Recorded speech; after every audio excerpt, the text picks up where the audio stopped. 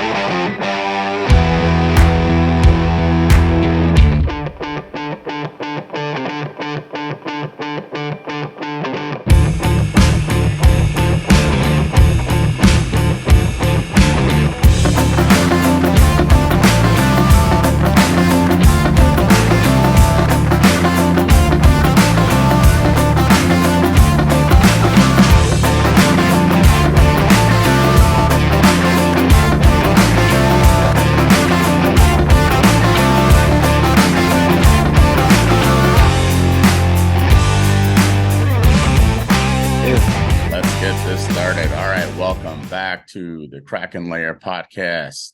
We have Logan Miersch from the co-op team of Bunker Hill and Staunton High School. And I think you go to Staunton High School, right? Yeah, I do.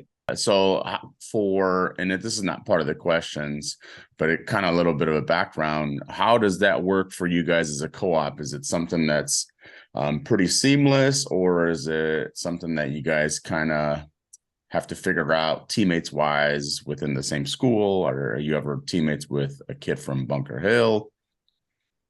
Well, like the IHSA tournament, I fished with a kid from Bunker Hill, but like coach has us pick our partners now, since ICASS just stationary with one, and I picked Eric, so he's from Staunton. Yeah. So we just continue. A lot of it is with Staunton. Like a lot of Bunker Hill kids don't usually fish. Gotcha. Like there's some of them that do, but okay. So it's one of those things, like your guys' school is just so small that you guys co-op when it comes to bass fishing. Yeah, and football. And football. All right. That's a pretty unique combo for football, especially. So you guys are just right outside of the St. Louis area, right? Yeah, probably about 30 minutes. Okay. So 40. I went to school at SIUE, so I'm kind of familiar with the area around there just a little bit. Yeah. All right, let's get this started. So if you guys don't know, Logan is our ICASSTT big bass all-time leader, and he caught that fish last year at Newton Lake. So, and I think I know the answer, but are you a sophomore, currently a sophomore? Yeah. Okay, so you are a very young angler. You just started last year, and it was your first year. So you guys fished one event last year, and it was Newton. And then obviously you qualified into the class championship. So you have a small resume, but the nice thing about this, you're a young angler.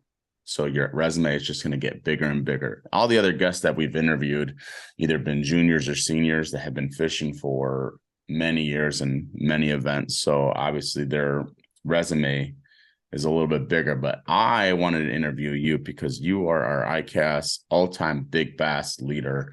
And I find you in your particular setting right now a very unique position to get yourself in one of those, I would say, a year or 2 years from now, in the talk of being one of the better boats in your area or even in the state.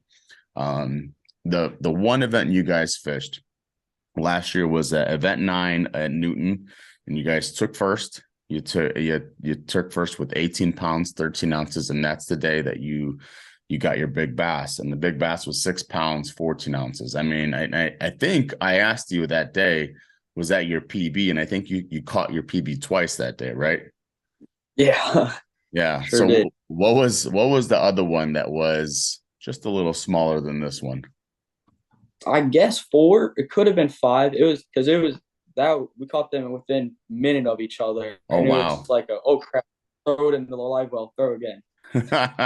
That's cool. That's so cool. So I don't want to get into spoilers, but because we got the questions in there. So in the first question, it's or let me continue your resume, man. What am I doing? So then you started fishing in season 3 this year in the fall. You fished 2 events, event 3 at Shelbyville and event 6 at Kincaid, and pretty good finishes. You finished 6th place at Shelbyville and place at Kincaid. So some pretty good finishes, and this is why I find you interesting because I see you as potentially one of those future anglers that are constantly in the top 10, top 20, and you're just getting started. So that's why your resume is small, but it's gonna grow. This year for IHSA, I looked up your placement. I believe you guys are at St. Chris, or is it Coffeen? I believe coffee. Okay. Both. I mean, I'd love to have on Crane St. Chris, but I believe we're on coffee. I think it's Coffeen. I looked. I thought I looked it up. Did you guys fish IHSA last year? Yeah, and it Yeah. was at coffee. Which Okay, we and it was a coffin. Okay, that's what I thought. yeah. All right, so then I'm assuming you'll probably be stuck there a well, and that's actually a pretty good lake. If you have the right boat set up and all that, and the time of the year, it should be pretty good. Yeah. So that's pretty fun. So let's go into our questions and let's talk about what I want to talk about, and this is the big bass. So question number 1: Newton was your first event last year, and you won it all. You and Sean just came in, fished the tournament, and ended up winning it. And I don't know, and I think I told you guys this. I don't even think you guys realized the magnitude of winning that event was, and you probably obviously know now, but at the time, did you even grasp what you accomplished when it comes to winning an event in ICAST at the time? Or was it just like, oh, we won a big tournament and yes, sweet deal? No, it was less to grasp what I was. I was more shocked. I'm like, oh my gosh, first tournament, we won it. But coach knew that lake really well, and he was taking us to the spots that he knew, and it was very shocking, and it was just amazing. But it was caught me off guard. I told my dad when I left, I'm like, I'm just hoping we come back with 5 fish in the live well trying to Yeah. place, and then now we come back winning. I'm like, just jaws dropped, amazing. It was, Yeah. and I fish and advanced. I was like, holy crap, 80 boats, and I'm coming back and I won that. And I'm realizing I was not that very good of a fisherman at the time, and I'm still not the greatest, but working on it. But you're working on it, you're getting better. And your last 2 events with us, obviously it shows because those 2 events were pretty big events as well. And it's not like you're getting, 20th, 24th, 30th, like 6th place at Shelbyville and 2nd place at Kincaid. That's a pretty good finish. And especially for the types of kids that sign up for those bodies of waters. And I think you've seen even through the clash last year, you realize like, holy crap, like these anglers are really good, and having in a 2-day tournament, like you realize how good they really are, right? Because I looked up your finish, and both your teams were kind of like middle of the pack. I mean, I think you were Yeah. guys on like the 30s out of the 66 boats that we had. So yeah, I mean, it's not last place, but you kind of realize like, whoa, like these guys are the real deal. So like it kind of gives you that motivation, which I'm looking at the back, and I love that saying on your wall. Sometimes you win and sometimes you learn. I'm a big proponent on winning and learning, because like if you turn that a loss into a learning experience, you're just going to get better. And to me, like that is an awesome saying. I love the big bass in the background too. You got to give us a little tilt so we can see it. Yeah. Yeah. Yeah. Look at that thing. Yeah. Uh, So they're yeah, and both there. got the first place plaque and all that. So yeah, so if you guys didn't know, in ICAST, this past year at our awards weekend, the student angler that caught the biggest bass throughout the whole year got a replica of their bass, and Logan was actually that that recipient, which is really fun. And how cool is that you get that forever, right? This is your PB essentially, and like the winning fish that just knocked it out of the park essentially, and I think that's really cool. All right, Yeah, it was so awesome. yeah, so question number two. Now that you've fished more ICAST, you kind of get the understanding of how this works and how good these anglers are and how you have to step up your game. And I like how you kind of alluded to it, like you're not the best angler. And I like that you're pretty humble in that aspect of like you think you're not the best angler because there's always room for improvement, which I think is really great. Now that you fish more ICAST events, are you even more impressed with that Newton victory than you were at the time? Absolutely. I mean, I mentioned it. Like, I'm not the greatest fisherman, and at that time, it was rough. I mean, I probably bird's nested and did a lot of things, and it's amazing to realize how phenomenal a lot of the fishermen at Newton was and still are.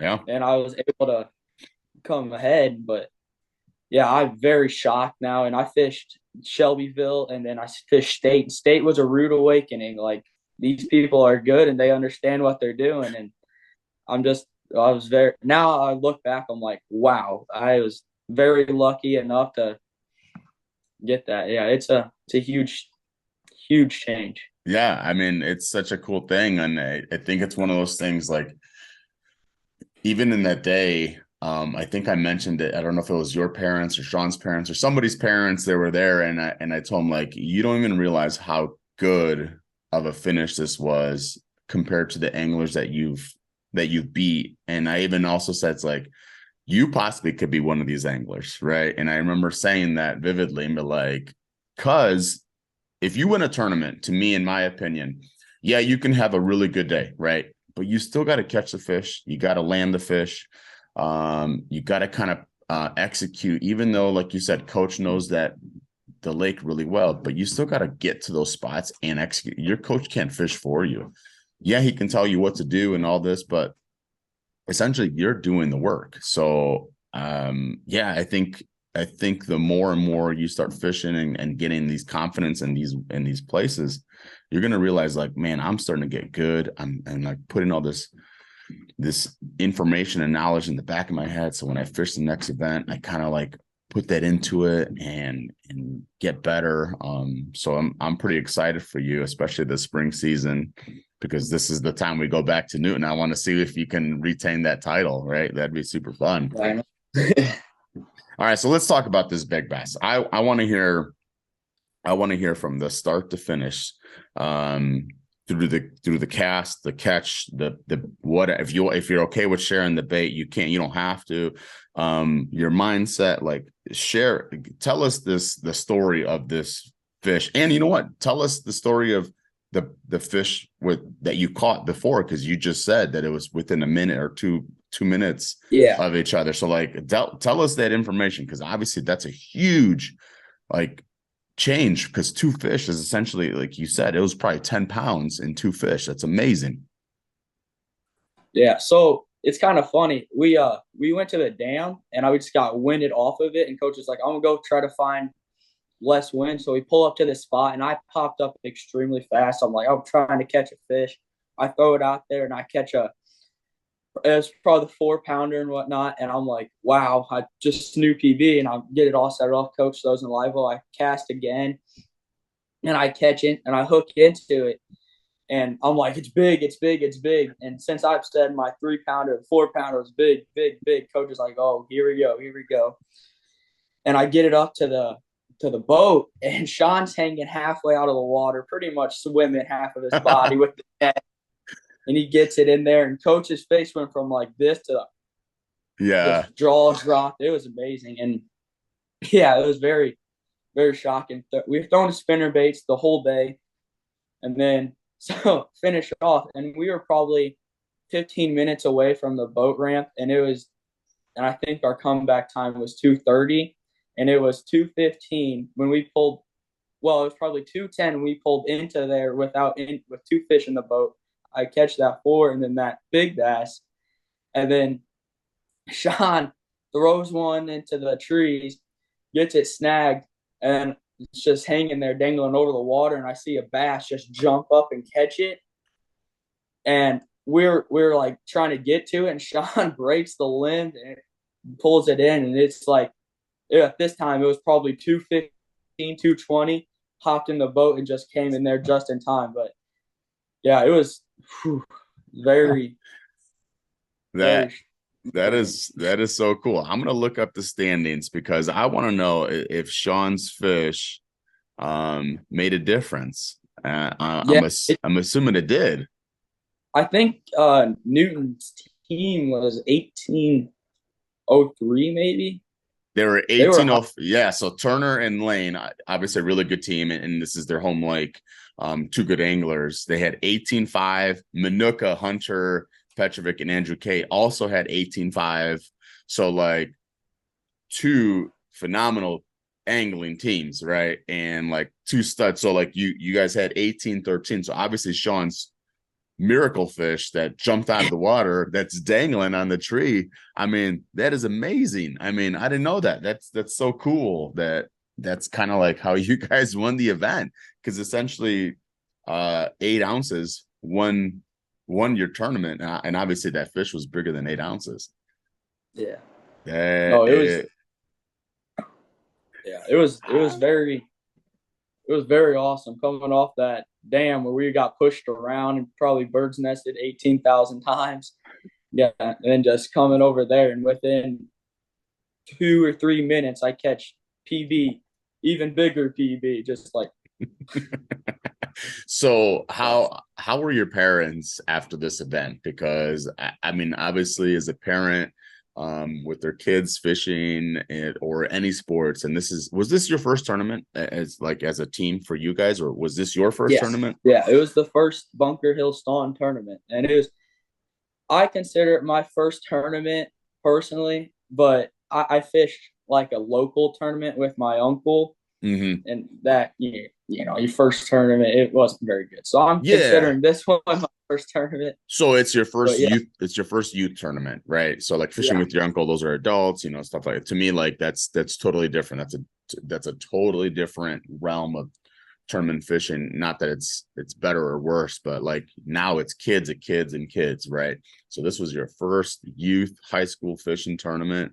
You came out swinging, and that was a windy day. So I'm assuming the wind yeah, that very. definitely knocked you guys around was a contributing factor of your bird's nesting too. Oh, so I love it. I love it even more. I mean, this is so cool that that Sean's fish essentially won it for you. And you said it was at around 2:15. Oh, it was, yeah. We were in the nick of time. It was like, wow. Oh man, that's even more impressive. As soon as these kids that find out that you caught that in the last 15 minutes, once they watch this podcast, they're probably gonna be a little bit more upset. But you know what? A lot of those kids, kind of like how you're saying, says they just learn, move on to the next event, and get going. So, man, that's so cool. So now, do you feel like you're gonna go back and fish your past, or kind of think about as a new clean slate and knowledge the past and try to fish with some more knowledge that you have gained over the past year and a half? Well, I like to come in there with a clean slate, not just kind of like, obviously I want to remember having the big bass and where they're at, but I'm trying to come in there like I've never fished here, but I have my own new placement points and I just want to fish it again and learn. But I'll probably, with the knowledge I've learned over fishing spring and summer and fall seasons, I want to take that into account, but I'm gonna hopefully come in there and do it again. But if it's more of a learning series, how it goes. Yeah, that's so cool. How cool would it be if you caught this same fish? Because it's a distinct fish. It's got like a missing tail at the bottom portion of it. So like, how cool would that be? Man, that would be so awesome. All right, It was. question number 4. Now that you've kind of have gained some experience, you fish some more events, you're fishing more tournaments. And obviously you fish today and you practice just for fun fishing because the weather's nice, but like kind of like, some kids in the past few podcasts have said, time on the water is the best way to get better. And obviously you're doing that way by doing that today. I'm sure you do it other days. And it's nice where you live because you kind of have some decent weather, especially a little bit better than from where some of those central Illinois and northern Illinois kids have. So you have the luxury of that. So what adjustments have you made currently are making to keep yourself near the top where kind of like all these big sticks are, right? I mean, how are you, what adjustments have you made to do what you did at Shelbyville and Kincaid, and also what adjustments are you making to kind of continue that and get better? Well, I've been learning how to flip more and just trying to accomplish learning that and sticking my head down and fishing and like not worrying about catching whole lot of fish, but just or not learning to catch big fish, but just trying to get five in the boat. And with that, but also we got new electronics. I'm trying to learn how to use those better and taking that to account and with the ICASS awards ceremony and the seminars, that really helped with the Yeah. Jim Crawley and Drew Gill, how they were saying like jerk baits and spinning and like just pop throw instead of just pull stop. But that really helped. And Drew Gill saying look for these things, not just that. Don't try to fish the whole bank, just fish this little section that you think is going to be good. And how to compare Google Maps to Navionics or Yeah. that. And then coach always saying like, hey, that's not going to work in that weather. Try throwing this in this weather, or that color it's more of a summer color or more of a fall, spring, and all that. And I'm trying to take that to account. Yeah, so obviously you're learning and you're applying. I don't think people realize that the seminars we had for for you guys, there were some really good speakers. Drew Gill presentation was unbelievable, and obviously Jim Crowley. I mean, he did two back to back seminars, and he is a phenomenal talker and full of knowledge.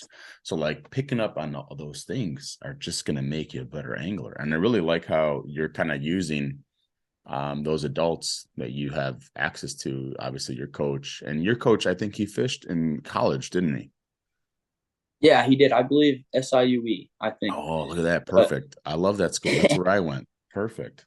So yeah, obviously he's got that experience of, tournament fishing, and now he can kind of like pass it on to you guys because it's probably still fresh in his mind.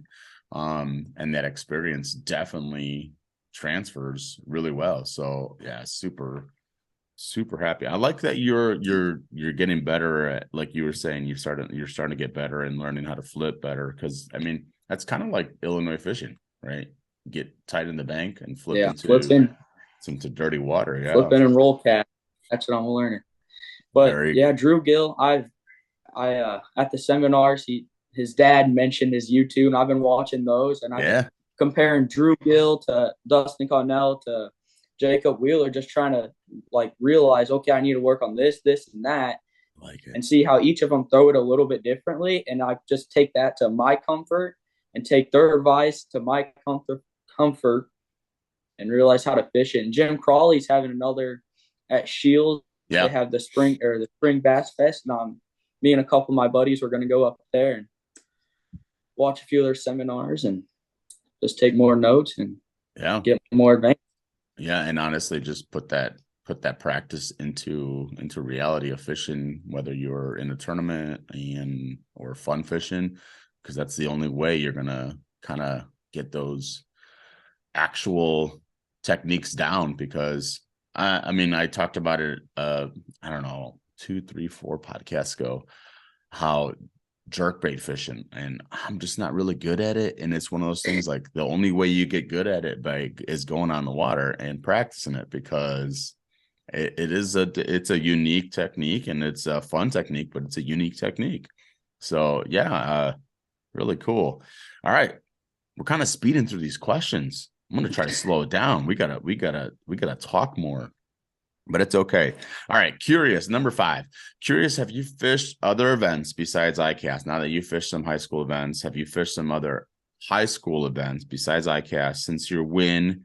And can you compare the two series on how they are competitively, the field? I mean, whatever similarities, differences, explain to us. Yeah. Well, so I fished the IHSA tournament. They're also very competitive. Edwardsville's in that one, and Richard Skiff and Evan. Yeah. Is it Yeah. Evan's very good. They're all there, and they have a bunch. They have 2 boats there, but they're also very competitive, and that's struggle, and you learn.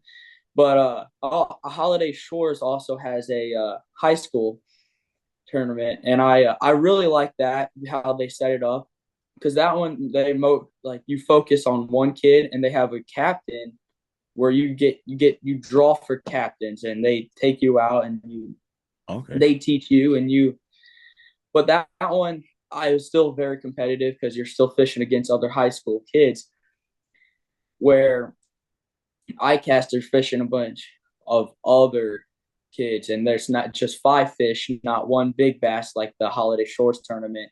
But I was able to fish with Mike Wesley, who taught me how to fish deep. Well, taught. I mean, he explained to me how to fish deep, and I was able to pull. I got 3rd place in that tournament, and yeah, but I like that how they kind of put you with a captain, Yeah. and then because then they had you run the trolling motor, and as they do it, they take you to their spots, and you learn. Okay, well, you throw that like that. Maybe I throw it a little bit differently, but it seems to be working like that. I'll start throwing it that way, or I'll just to learn to go that way. Okay, yeah, I kind of like that because you do, like you said, you get paired up with random boaters, and you literally just said it, right? You get to learn kind of like how they fish, their spots, their technique, and all those other things. I like that. That's obviously something you probably should still continue to do because you're going to be learning how to fish by yourself essentially, right? Even though you're paired up with the boater, but you're still competing against other high school kids, like you said, and you kind of get to learn a little bit more from more adults. Not to say that the adults that you've already learned from aren't enough, but it's always little tips and tricks that are going to kind of get you all that knowledge to kind of put it into your own work and um yeah, just kind of put it all together and how it's going to fit you best. So yeah, that's really cool. So how big is Holiday Shores, the body of water, compared to, I feel like I've heard this name before, so can you compare it to another lake that you have fished? Uh, it's a smaller lake. I don't know. I'd probably compare it to like a. What's a good thing? Improv I question. don't know. Yeah, it's kind of small. It's definitely a smaller lake. I'd almost compare it to, oh man, maybe Newton around that size, probably a little bit bigger, but Holiday Shore is a smaller lake. It's a private lake where Okay. you own a piece of property, you can fish out there. That's where Richard Skiff fishes out there a lot. Oh And yeah, that's right. That's why it sounds familiar because I follow him on yeah, YouTube. Okay. yeah, I fished with him on one of those Tuesday night locals against a lot of that one's a bit against other adults. Fished against my old uncle, and I fished with him, and I qualified for I got 2nd place that day, and I qualified for their big bass bash. But yeah, it's a smaller lake, but Yes, I'm I seeing. like fishing a lot. I mean, that one I Okay. Yeah, I'm seeing it feel on like you the. can learn a lot on that. Yeah, I'm seeing on the map right now. So it is a smaller lake. It's probably, I would say, the size of one arm of Newton, maybe like Coffeen size, or St. Chris. But yeah, Yeah, the layout is super cool because it's like your fingers. It's got one big stretch in the main part of the main lake, and then you have like 2 fingers on the side. On the west side, you have 2 larger fingers. I like that because you kind of get you're into the pockets. And it's cool that you guys have access to that because, like you said, those private lakes like a holiday shores where not many kids can practice. And I'm assuming the bass in there are pretty decent size since it's a private lake, right? Yeah, the one I caught that Tuesday nighter was about, I think it was 4 pounds, four Okay. something. But Yeah, having yeah, having there's some big fish out there. having fish around 3 to 4 pounds consistently caught in Illinois bodies of water are obviously pretty good, because if you're going to be averaging 3 pounders, 4 pounders, your bags go from 15 to 20 pounds. And if I think I should do one day is do like the average winning bag for all of our events. Whether it's each individual body of water or overall, because I'm kind of curious now to see how good our kids are fishing wise. That'd be kind of cool. Zoom 2. Here we go. You know what I just realized? I looked at my questions and I totally forgot to ask my favorite question that I ask all kids.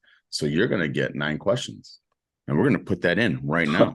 I can't believe I did that. So I'm like looking at it, I'm like, where's my number one question? We're gonna ask it right now. So Logan, favorite bait, lure, color, time to throw it, whenever, how to fish, favorite technique, go. Square bells, absolutely. Not to spin right on the spot, not to snitch on myself a whole lot, but I like throwing a watermelon crawl. It's my favorite bait, and I have the most produced. I can call all my fish are at state. That's what I call it one. And I throw it a lot, and I catch a lot. But square bells in general, not just that certain color. I just throw them, reel it in like it was a crankbait, burn them back, but not too fast. And I started realizing that as I started fishing state, is like, holy crap, I'm burning it too fast, because I'd have fish jump up on me and they shake them off. So the short strike did. Yeah. That's that's that messed up my Sunday on state. I probably could have had 10 more, not 10 more pounds, but I probably could have walked out there. I don't know. I can't remember my finish, but I could have probably walked out with a 15-pound bag if I didn't I'm gonna tell you if right I now what your didn't short finish strike. was. I'm gonna tell you right now what your finish was, sir. Let's see. Let's pull this up because I have access to all these files on this computer right here. Let's see. Clash Championship. Bam. Weigh in. All right. What boat number were you? Do you remember? 45, maybe. I don't know. Let's see. Let's see if you're correct. 41. All right. So day one, you and Sean, we had 4 fish. Big bass was 212, total of 8 pounds, 3 ounces. Pretty decent on day one, but like compared to that, what everybody else did on day one is just remarkable. That would have been a really good day on a normal Springfield day. Day two, where we at? 5 pounds, 4 ounces. So obviously, so if you said that you would have had maybe 10 pounds that day, right? That would have got you guys at 18.7, which would have put you in a much respectable finish, like 23. I mean, that's jumping you almost like Yeah, 14 spots. but that was something I learned as I was fishing. It's just kind of slowing down, because I mean I was getting antsy, and my uncle even told me that. I'm like, hey, he goes, hey, you're getting too antsy. You're gonna start, and he kept telling me, you got to slow it down. You got to slow it down. I'm like, and I was like, blah, blah, blah, and I just kept going, going, going, and they kept short striking. And he goes, I told you. So I started slowing down, and I was able to put that fourth one in. But that tournament, I also because we found flats, and I started flipping, and that also my hook sets. I really learned. I'm like, I wasn't hook setting right, and I missed a lot of fish that day, not hook setting properly. Yeah. Yeah. So that's I mean, you talk about learning on the spot and learning so much within a 365-day time frame. I feel like the last time we were at last year at Newton, it was like March, I want to say like March 20th or something like that. So we're coming up to the 1 year time frame from the last time we were at Newton. And it's in April this year, so I heard the bags might be even better. So think about the knowledge that you've gained fishing wise and how much that you are learning about your technique and how fast you're fishing. And like, I mean, just 1 year of maturity level is a big difference, isn't it? Yeah, absolutely. Like as I mentioned, my flipped and hook sets got better, and my like uh crankbaiting. I'm getting crankbaiting. I guess that's the right wording. Yeah, that's what I I'm would getting I would call it crankbait or cranking. There you go, cranking. cranking. Yeah. You know what? Uh, I'm gonna call it crankbaiting now. but learning that, it's huge how much of a difference I made from like showing up at Newton, and I'm just kind of like, yeah, I'm here to fish, and going from throwing ponds and just going open and fishing, not like, holy crap, I got 8 hours, I need to put 5 fish in the Yeah, boat. Gotta I don't want to waste my time at one spot that there's probably no fish there. It's too shallow or it's too deep and not throwing the right bait. Like I'm throwing a DT6 and 20-foot deep of depth of water. I'm not gonna, yeah, yeah, unless they're up top. You're putting yourself at a disadvantage. and But yeah, now exactly. coach Smart. taught me a lot how to like throw it here, throw this at that time. My uncle's big. I feel like I'm leaving a lot of names out that helped me, Oh, but yeah, like I mean, the community that I have and I'm able to receive from is just amazing. That that's I'm like they've taught me a lot, like depth of water and where to place. Like Mike Wesley, for example, he told me, he goes, you watch a lot of these boats, they're right up on that dock. He goes, fish are there sometimes, but you want to come off another 10, 15 feet, fish right up to the edge of yeah, that dock and work it back to you. That's something I was one of those dock riders. yeah, If that's but yeah, that's something you learn just with more experienced, uh, eat like more experienced fishermen. That's what I love about fishing is like fishing those Tuesday nighters with older men.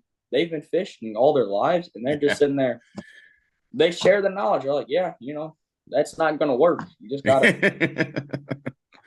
Yeah, it's definitely pretty cool. I like how it's almost like this question was meant to be on this next one because it's leading right into it. Who do you have to thank for getting you into fishing?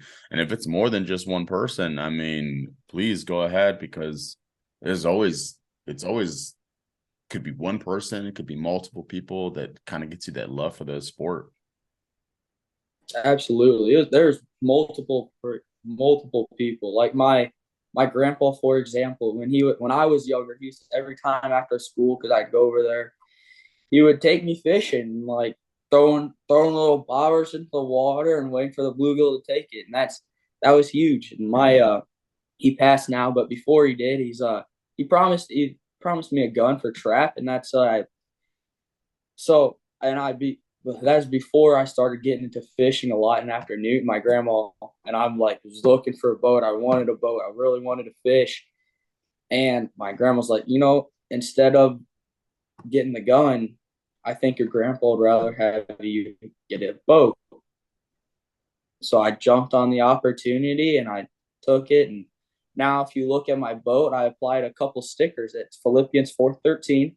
It was my grandpa's favorite Bible verse. So that was big on my boat. But my dad, my uncle, coach, many people, Mike Wesley, and then Austin Calavini, and honestly, even Richard Skiff, they all taught me a lot. And watching how they fish, watching how professionals fish, it's just amazing. There's a lot of people I'd like to thank, Yeah, and I feel like I feel like I don't give them enough credit than what they deserve. It's amazing how that's super fishing cool. community is.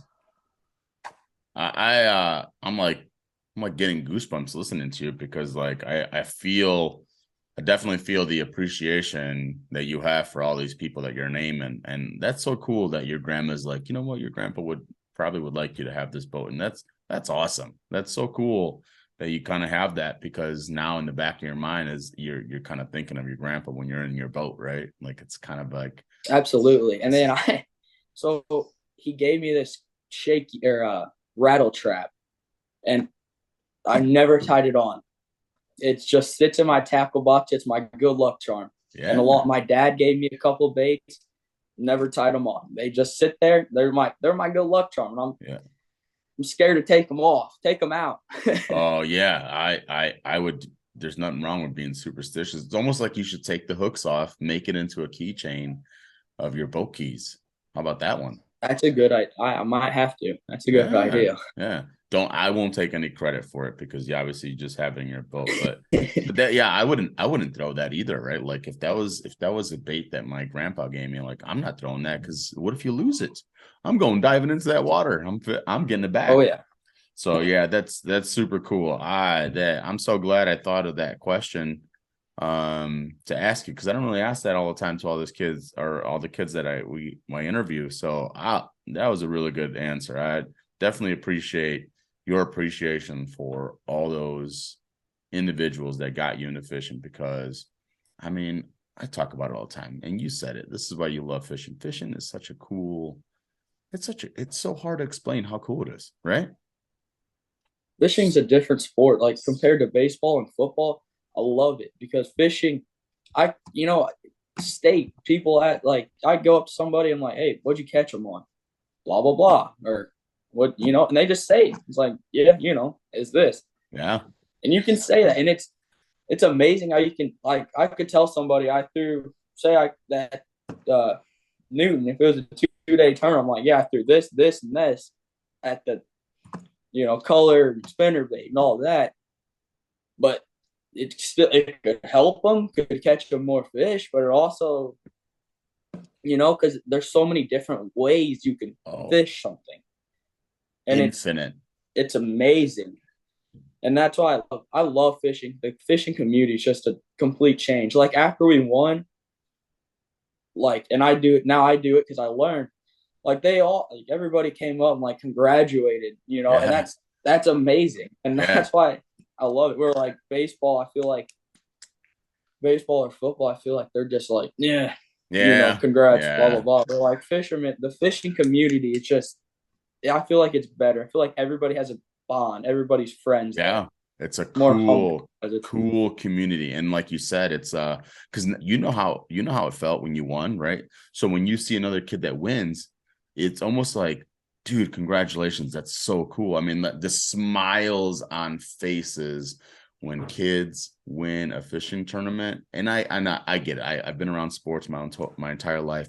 When you win a wrestling tournament, when you win a big baseball game, you win a playoff game in football, like the smiles are there, the adrenaline's there, it's all happy. But like fishing tournament is is a little different, and I think it's because there's so many opponents. There's You're not really competing against the other boat, because you're really fishing to catch 5 fish, and you don't even know what those other kids are bringing in when they're weighing in. So like, yeah, you are competing against the other 79 boats that you're fishing against, but you don't know what they're doing. Like in a baseball game, you know when the pitcher's throwing to the batter, like you see it, right?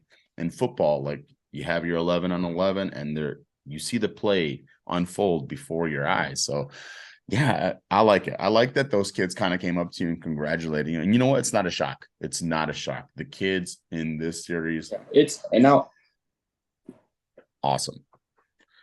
I've done it ever since. Like Egypt, I fished Lake Egypt. It was not my greatest turnout, but they won, and I went up there and congratulated them. Because it's amazing. Yeah. Like wow, congratulations, it's phenomenal. Yeah. It's just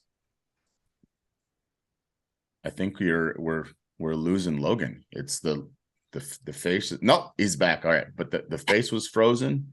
The sound was still coming. Sounds like a fun reel that I'm gonna have in the future. All right, question 7. Actually, 7.2 because we added that last question in there. So you're still a young angler, and I think, and I alluded to this a little bit, and I definitely like that you're a young angler because you kind of had a blank canvas. You're fresh to this game, you're fresh to the series. You kind of get to deal with this series now for your entire high school career, and it's going to make you even hungrier and fish more events and kind of like see how your game has gone from year one, year two, year three, and so on. So going through the ups and downs, which you're going to go through, and you just said you had a bad day at Egypt, going through the ups and downs, where are your weaknesses? And we kind of talked a little bit about it, but like, where do you see yourself right now, your weaknesses that you're like, we need to get better at this because I'm still really not that good at it. Well, spinner baits, and that's very kind of convenient, kind of funny because that's what that was caught on. But it's even funnier. My dad's so good at throwing them; it's all he throws, and I can't catch on. But with that, and now I'm getting better at them because my dad's been like, "Hey, throw it. Put the crankbaits down when we're just out there fishing. Put them down. You know how to throw those. Yeah. Throw a spinnerbait." So, and now my uncle taught me. I use is I have left-hand reels now, where I'm cast with my right, reel with my left, and that keeps me from that. As soon as that water hits, it's right there. Mm-hmm. I have that reel, and it's just a big change. But yeah, those are a huge disadvantage for me. But now I'm learning to get better and electronics. Like I struggle using them because I feel like obviously they put me at an advantage, but they also can put me at a disadvantage where I struggle. I'm trying to understand how to use them. It was just hard to understand. And like now with Drew Gill explaining a little bit more to like look for, which helps. Yeah, and which helps at there. But also like I feel like just looking down at them, I feel like I'm just gonna sit there and stare at it, which I do not want at all. Yeah. But I feel like that could put me at a disadvantage. But I know for a fact I'm gonna have to learn them because it's gonna be the future of fishing. Already is. Yeah. So, but there's probably a lot more disadvantages downs that I'm missing, but those are like my main two. But just got to keep fishing and learning. Yeah, I like it. It's definitely one of those things. I think electronics, like you said right on the button. It is a huge advantage, but it could be a disadvantage because you're constantly like looking at it and relying on it, and sometimes it could throw you off your like what I call the gut feeling of like what you should do. I'm the same way. I cast with my right and I reel with my left. I always found it easier for me. I don't know why. Because growing up, it was, the Zepco 33s button caster, and you reeled the right, not many left-handed reels. So, and this is a funny story, I guess I'll add it, is so when I first got my spinning reel, the handle was on the left. And like a little kid, I didn't know that you can swap them and put on the right side. So I was so mad. I'm like, I can't believe, because the ones at the stores, they all were on the left-hand side. I'm like, I can't believe that I got a reel on the left-hand side to fish. And I felt so stupid when one day I was playing with my reel, and this was like months of getting used to this, that I'm like, wait a minute. It's reversible. It's freaking unbelievable. But I got so used to fishing, casting with my right and reeling with my left, it feels more natural. Because like to me, when you flip, and I'm sure you start to notice, it's you flip and you're already here. And pros do it where they flip and they swap hands and they're good. And obviously they're good, they get it and they're used to it. I just, in my brain, when I see people do that, I'm like, man, how do you do that? Like it would drive me insane. But hey, everybody's different. Exactly. I was the same way when I first got my spinning reel. I kept it left-handed. My dad changed my brother's, but I was like, I'm going to keep it left-handed because wanted to be different, obviously. from my brother. But but now like my uncle, he's left-handed, so he's able to cast with his left, reel with his right. Mhm. So he told me, you can't. I tried to cast my left. I'm terrible. Oh, I can't. it's so hard, isn't So it? so now I'm just casting with my left and reeling with my or casting with my right, reeling with my left. And he goes, "You're at a young age. You learn. You'll get comfortable to it as you go on." And now I'm like, I'm not fully comfortable to with it because I'm still throwing right hand reels because it's kind of Hmm. high school. Fishing's expensive, and Yeah. but I'm slowly transferring all my rods and reels to left hands. And I'm getting a lot more comfortable with it, and it's gonna put me. I feel like it'll put me at an advantage eventually because then I'll be comfortable with it already, and I that's gonna save me time. And overall, it's gonna be a Yeah. I mean, people don't realize the time that you save fishing in a tournament is can make a huge difference. I mean, look, we talked about it in the first two questions. You and Sean caught that fifth fish with 15 minutes to go. I mean, time is like unbelievably, I mean, an advantage, disadvantage when it comes to fishing. I will say if you get a chance, I don't know if you watched the Jacksonville boys talk about fishing gear and how they said your line is the most important thing, and I agree as well.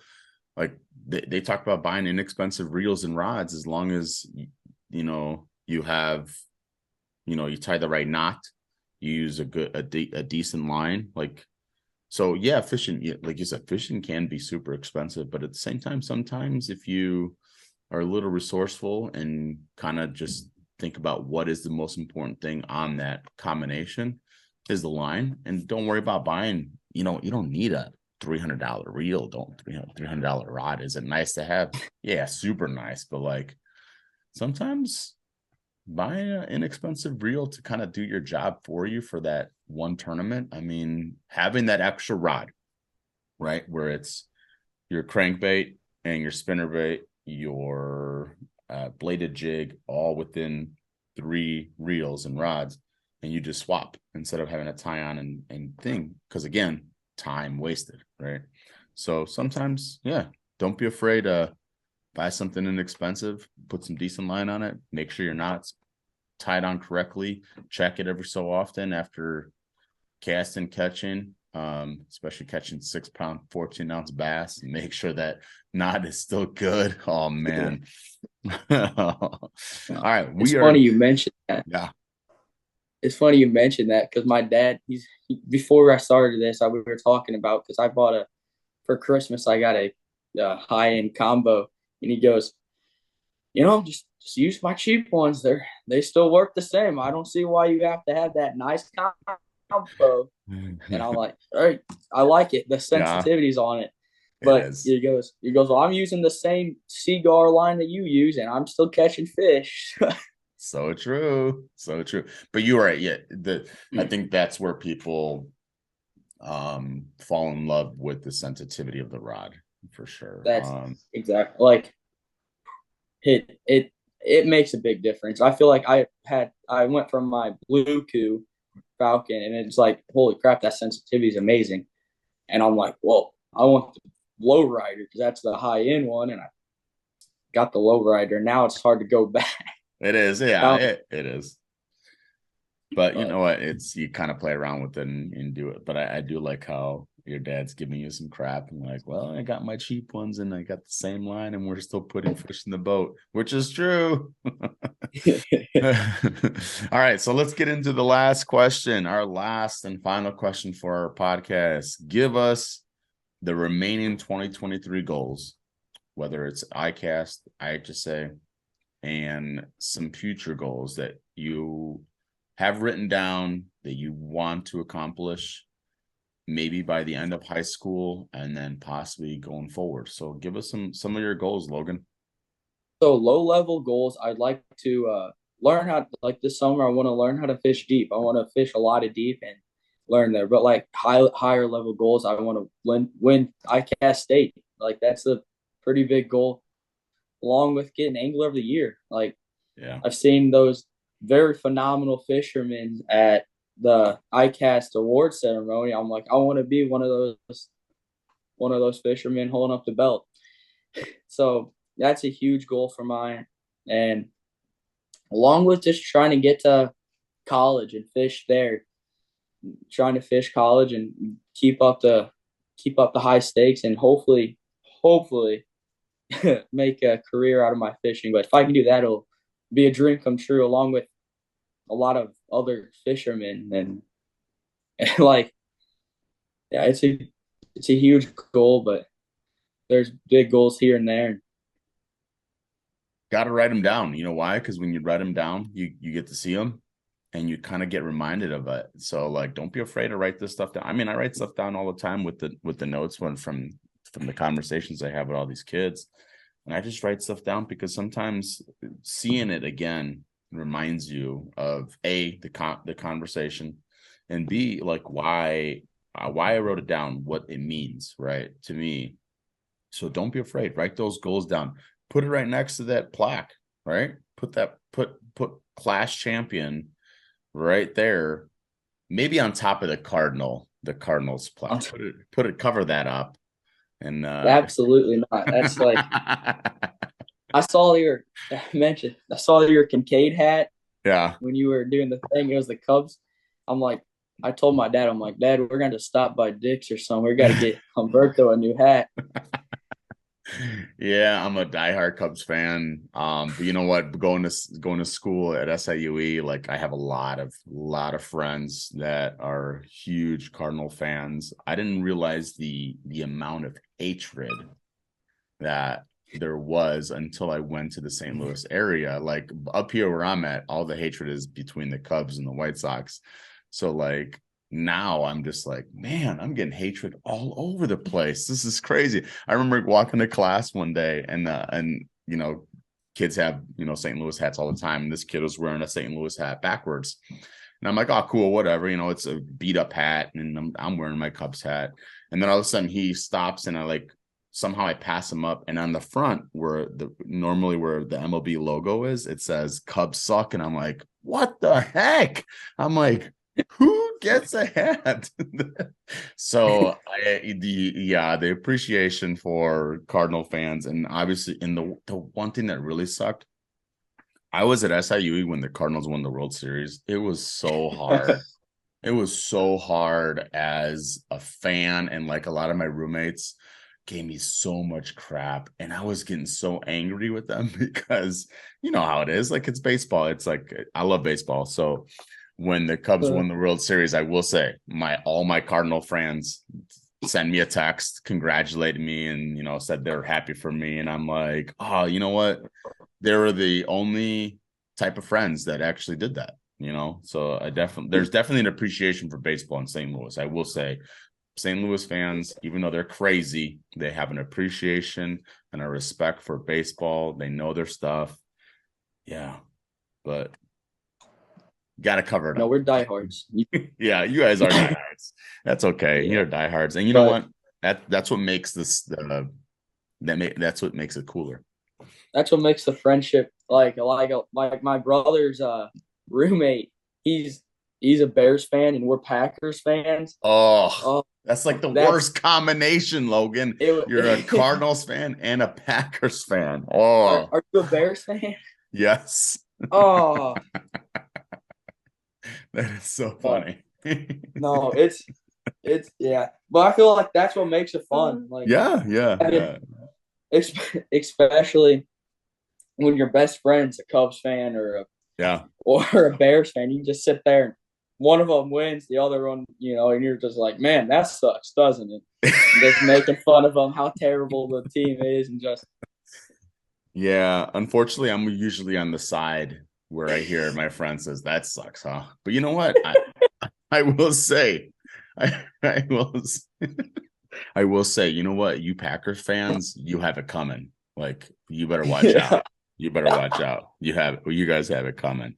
Oh man, that was so fun. That's sports. That's what I love about sports. And I think fishing's not like that, right? You don't have that hatred rivalry.